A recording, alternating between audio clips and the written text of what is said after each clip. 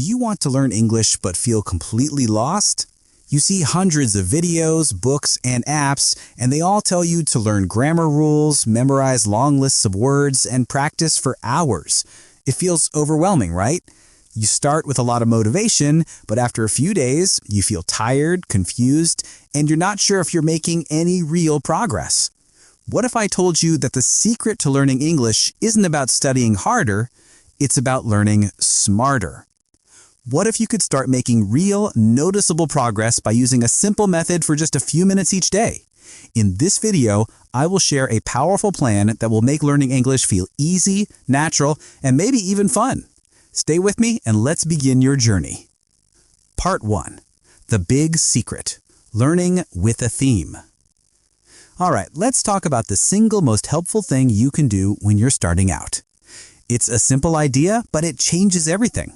The idea is called learning with a theme. So, what is a theme? A theme is just a topic. It's a subject, something you can talk about. Instead of trying to learn random words from all different parts of the language, you focus all your energy on just one area at a time. For example, a theme could be food, home, family, shopping, the weather, feelings. Each of these is a different theme. Now here is the core of the plan. Each week, you will choose just one theme. Not many, not 5, just one. For that entire week, your English learning will be about that one topic, one theme, one focus. Why does this work so well? Because when you focus on one theme, you can understand more. Your brain isn't jumping around trying to connect unrelated ideas. Instead, it starts to build a strong network of knowledge around a single topic. You can remember more, and you feel less tired. Let's take an example.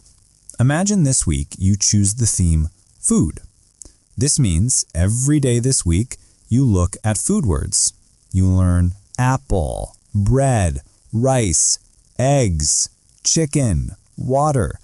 You don't just memorize them, you use them. You can write simple sentences like, I eat rice, or my mom cooks chicken. You can listen to short English videos about food. You can search for a video about shopping for food or cooking a meal. Even if you don't understand everything, that's okay. You are hearing real English related to your theme. You speak or write short food sentences. You don't study everything. You don't look at verbs and grammar and clothes and animals all in one day. You focus only on food. Day by day, your brain makes stronger connections. The food words will stay in your memory because they are all related. This is how you build a strong foundation. You are not just collecting words, you are building a world of words that make sense together. Part 2. A deeper look. Your first themes. So, how do you pick your themes? Start with your own life. What is around you every day? This is the best way to make English personal. A great starting theme is the home. For 1 week, just focus on your home. You learn words like bed, door, window, kitchen, table, and sofa. Every day, you can practice. When you wake up, you can think, this is my bed. You can write sentences like, I sit on the sofa. I open the window. I clean the kitchen. When you see the object, you say the word in your mind. This is a very powerful way to connect the English word to the real object. After a week of focusing on the home, you will know those words very well. You won't forget them easily. What's next? Maybe your next theme is feelings. For a whole week, you focus on words like happy, sad, tired, excited, and scared. And you write sentences that are true for you. For example, I feel tired today. She is happy. He looks sad. When you connect the words to your own life and your own feelings, your brain remembers them. This simple method is key. As you build your vocabulary, you'll see how you can finally learn English fast by focusing on these connected themes. This is slow learning, but it is strong learning. You're not rushing, you are not stressed. You are building your English like building a house, one room at a time, one theme at a time. You can write your theme on a piece of paper or on your phone to remind you. Each week, one new theme. After 10 weeks, you know 10 themes. And slowly, you begin to speak, you begin to understand, and you feel proud of yourself. So remember, do not study everything. Study one thing at a time. Choose one theme every week. Stay with it, use it, and enjoy it. Part 3, the power of emotion.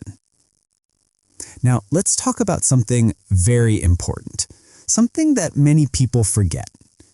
It's something that can help you learn faster and remember more. The secret is to connect English to your emotions. Let me explain. What are emotions? Emotions are your feelings. When you are happy, that is an emotion. When you are sad, that is also an emotion. You can feel angry, excited, nervous, scared, or proud. All of these are emotions. But what do emotions have to do with English? The answer is a lot. When you feel something, when you feel an emotion, your brain remembers more. Your brain learns better. This is how you learn best, not just with your eyes, not just with your ears, but with your feelings. Let me give you an example. You hear a joke in English. You laugh, you smile, you feel happy. You don't forget that sentence. You remember it. Why? Because you felt something. You felt joy.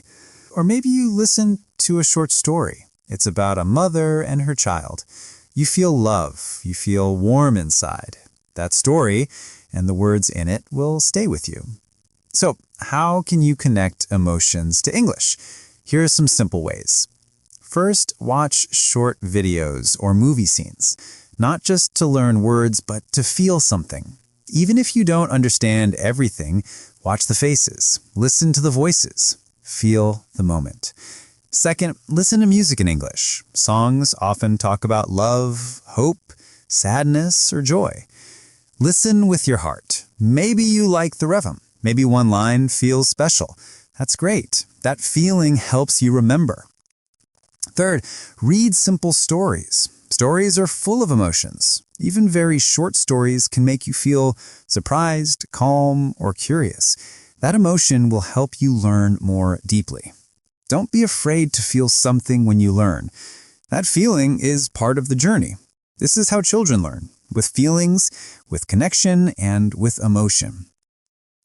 Part 4. Small English moments from 4501 to 5800. Okay, now let's talk about when to learn. Many people think they need to study for hours, but that can lead to stress. There's a better way. I want you to forget long study sessions and instead learn English every day without stress. The key is to have small English moments.